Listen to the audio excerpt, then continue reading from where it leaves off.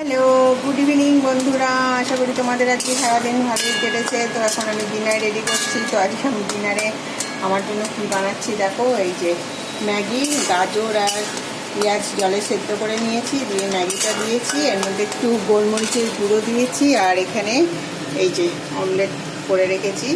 তো এটা একটু করবো, একটু শুকিয়ে ম্যাগি করবো, একটু স্যুপ হবে। তো এরকম ম্যাগি করবো। কত জানি না এখন কেমন লাগবে খেতে। তো এটা এখন আমি আমার জন্য বানাচ্ছি। মশলাটা দিয়ে দিলাম। এটা এখন আস্তে আস্তে হোক।